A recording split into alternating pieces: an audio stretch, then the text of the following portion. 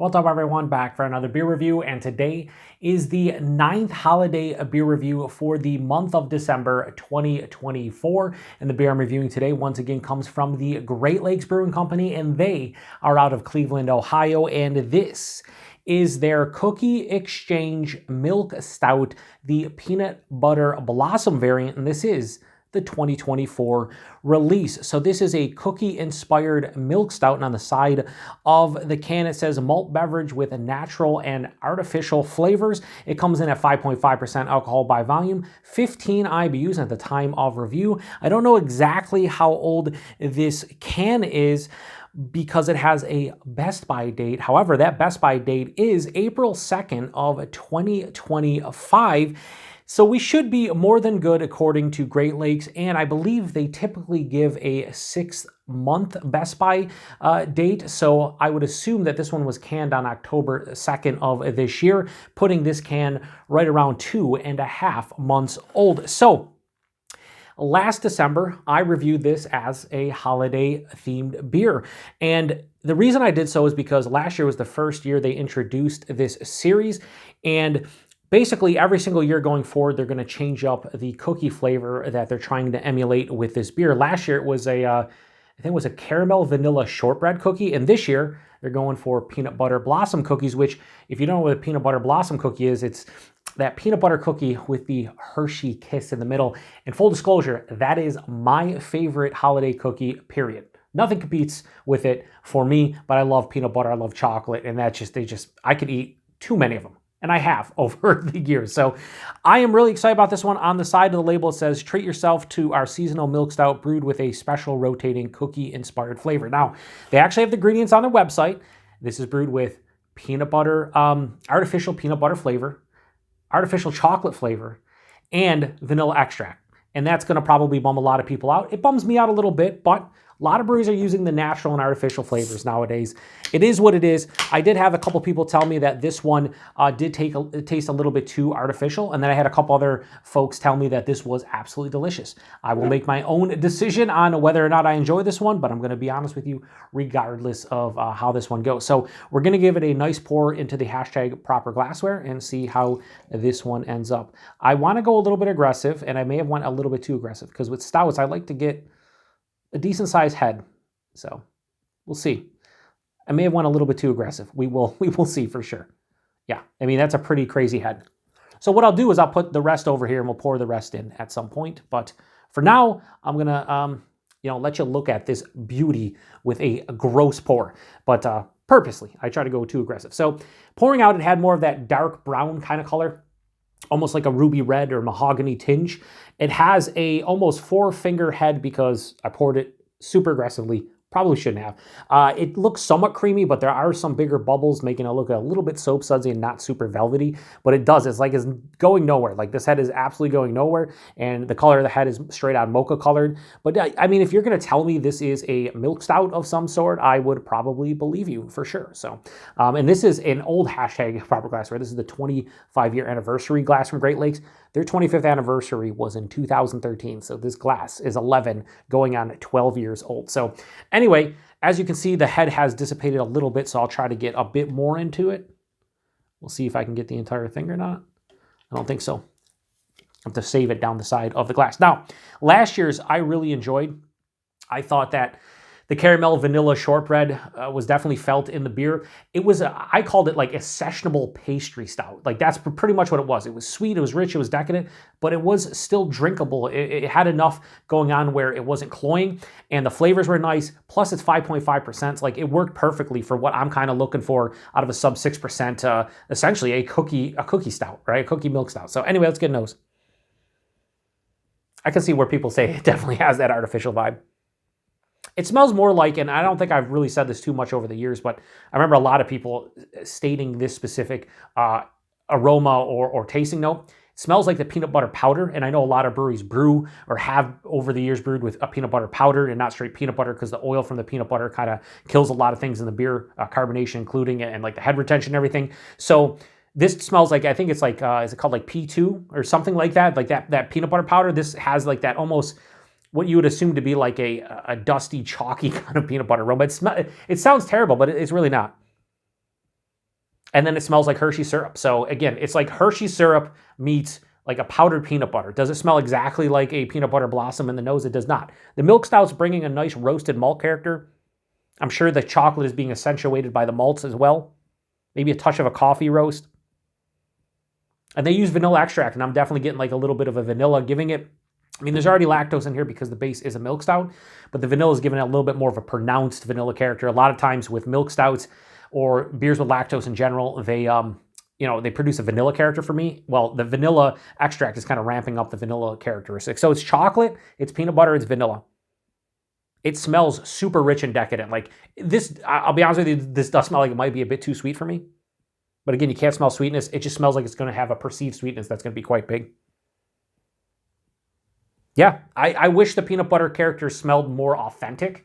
The chocolate character smells like Hershey syrup or like a straight on milk chocolate, but it doesn't smell bad as a whole. I think it smells pretty decent. I think last year's aroma was better, but we'll see. Anyway, let's get into it. Cheers, everybody, and happy holidays. Once again, trying not to cuss in any of these reviews. I may have already done so, and I just didn't realize it. Cheers.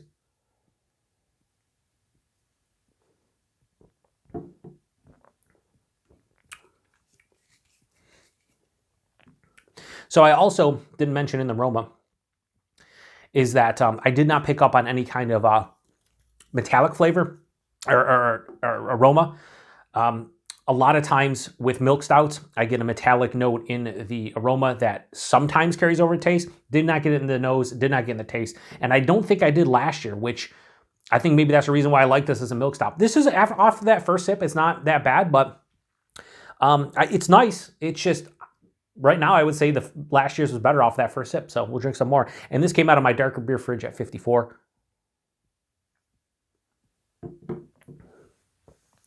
So it's cool but not cold. All right, so I'm going to stand by what I said last year. This is a very sessionable pastry stout, essentially. It's 5.5%.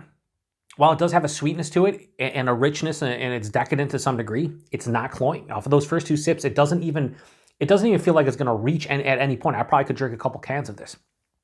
It has a nice firm dryness, really no bitterness to speak of, but it's dry. So body and mouthfeel are also really nice for 5.5%.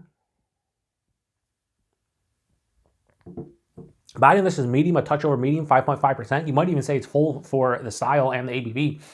The mouthfeel, the lactose is probably producing that nice, slightly creamier sensation. It has a smoothness to it. This is mild to moderately carbonated smack dab in the middle, so it has a decent carbonation, but it's not overblown. Body mouthfeel, fantastic like it was last year for the ABV. And yeah, I don't see, all right, so here's the issue I have right now after a couple sips. The peanut butter and the chocolate character are not that intense. And it depends on what level of intensity you want from chocolate and peanut butter. But if you're going to tell me this is a peanut butter blossom cookie milk stout, I want it to be a little bit more intense, right? And it's not, but it's still nice. So let me get into the taste and everything.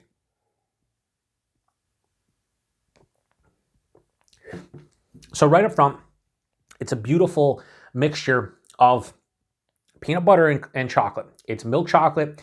It's more of a drying peanut butter. So again, like a peanut butter powder or something. It's not like a rich, creamy peanut butter flavor. It's more of like a powdery kind of just like, I don't know, picture like peanut butter in a Reese's peanut butter cup. If you get one of them, but like make that like 3 times drier than what's in there, right? Like you sap some of you dehydrate it a bit, right? And that's kind of like what's in my mouth right now on my palate. Underneath that, there's a nice roasted malt. There's a little bit of like I'd say like a mildly roasted coffee, like a light roasted coffee for sure.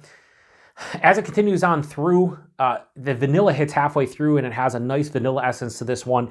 It's a sweet, creamy kind of vanilla. It's kind of not misplaced.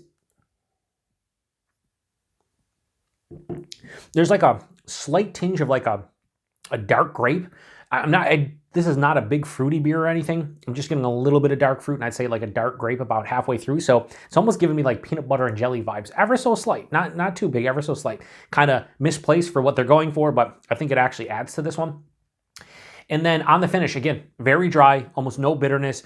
This is, I wouldn't even say it's I actually have to take back that as rich and decadent. It's not. It has a nice sweetness to it. There's a little bit of richness to this one, but this is actually a very well balanced, again, pastry stout. This is very akin to last year's version from a body and mouthfeel standpoint, a drinkability standpoint. I thought that one was pretty well balanced. The body and mouthfeel were really nice, and that's where I'm standing with this one.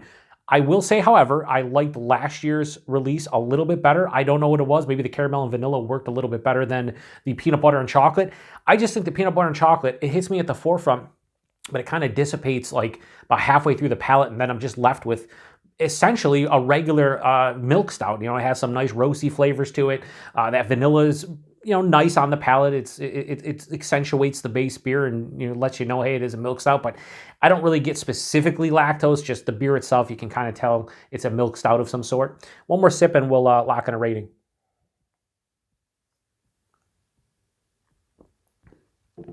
So this is how I'll recap this beer. 5.5%, you really can't tell. I would actually, if I was doing this blind, think this is 6.5%, 7%. The body is a bit bigger. The mouthfeel is really nice. So this is impressive from a 5.5% milk stout standpoint. However, the flavors are a little bit lacking in comparison to last year's release.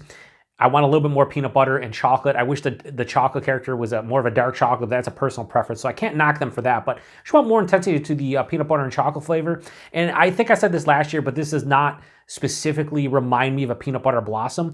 But I can see where they are going with this one, and they've come relatively close. A little bit more intensity of that peanut butter and chocolate. I think it's nice. And I do think the chocolate being a Hershey's kind of syrup chocolate makes sense because, again, Hershey Kisses aren't peanut butter blossom, so I think they really hit the nail on the head with that specifically. But outside of that, it's more of like again, a powdery peanut butter kind of flavor, something in that realm. It's good. It's good to very good, but this is not great. It's not my favorite, but it's a really good seasonal beer. Price point, availability, the whole nine makes this even better. So I am going to give the Cookie Exchange Milk Stout Peanut Butter Blossom variant, the 2024 release from Great Lakes. I'm going to go low 4 out of 5. I'll go 3.95. I don't remember what I gave last year's. If I gave it a similar grade, let me just say that I would, if I gave last year's a 3.95 or a 3.9, I should have looked at the review just to see, then this one I would bump down like a 0.05 to 0.1. That's kind of where I look at it. Like if I gave last year's a 4, this should be like a 3.9, 3.95. I like last year's version slightly better than this year. And I will say, for the couple people that told me that this was very artificial tasting, I can see a little bit where you're coming from, but to me, I've had way worse beers with the artificial flavoring that didn't even mention artificial flavors. They just said natural flavors, and it totally was almost nothing natural about them. This one actually says they're brewed with natural and artificial flavors, and I don't get too much of an artificial flavor. So I think this is pretty well done by Great Lakes. So anyway, price point, availability, here's where it's great. $10.99 six-pack here in the Buffalo, New York area, where I picked it up at, I picked this one up at Red Wine and Brew. I picked up most of my holiday beers in Pennsylvania, Ohio. I took a day trip to Erie, Pennsylvania, and to Mentor, Ohio. I have to turn on the Grinch again. And I got a lot of them just in case I didn't see them here. And I picked up some other ones that I couldn't find here in the Buffalo, New York area. And I will say that, you got a little stuff in your... get that out later, Grinch. What's going on? I just picked them just in case I didn't see them here. But $10.99 in my area. I think I paid similar down in Ohio, so less than $2 a can. If you're in the mood for a lower ABV kind of pastry stout with peanut butter and chocolate, give this one a go. You might like it more than I did. You might hate it. Who knows? You got to try it yourself. That's the whole deal here. You can rely on reviews from other people or Untapped check-ins or Instagram posts or whatever the case may be. But you always got to try a beer yourself to know if you really enjoy it. And the availability, like I said, wherever you see Great Lakes, you should see this one. Although maybe some newer markets like Chas, viewer of the channel, him and I talk about distribution a lot. They just started getting Great Lakes this year. He might not see this one. He might have already seen it. I have no idea. But if they're getting into new markets, you might not see everything from them. You might just see like the core range. And if you're in old school markets where you've been getting Great Lakes stuff for 10, 15 years, you should see this one. Will you? I have no idea. Check out their beer finder on their website. I'm sure they have one. Great Lakes, pretty bigger regional craft brewery. So yeah, a 3.95 out of 5. Good beer. Again, I'll sum this one up by saying this is a very nice, well-brewed and well-constructed, sessionable pastry stout. And I'm glad that because it's a milk stout, I didn't get any metallic vibes. It hit pretty well. So we have two more holiday beer reviews here left. We have New Year's Eve and New Year's Day, and that will be it for the season. This has been a blast. Dressing up, doing all this stuff. It's been a good time. So hopefully everybody out there has been enjoying it, and hopefully you have enjoyed this one. If you've had it before, post in the comment section if you have, and if you had this year's and last year's, which one you prefer. Like I said, last year's it gets a slight victory for me, but like not by a substantial margin. Just I think it kind of, the cookie flavor they were going for, I think they nailed a little bit more last year as opposed to this year, but I think they did a pretty solid job with both beers, and I'm curious to see what they bring to the table next year. So I'm going to shut this one down. Check back next Tuesday for the New Year's Eve review, and I can't wait to review both of those beers on New Year's Eve and New Year's Day. The New Year's Day review from Deschutes, I've always wanted to try that one, so I'm going to wrap up the holiday beer reviews with that beer, and hopefully it's quite delicious. It's their Jubile Ale. We'll see. Anyway, to the next one. Cheers.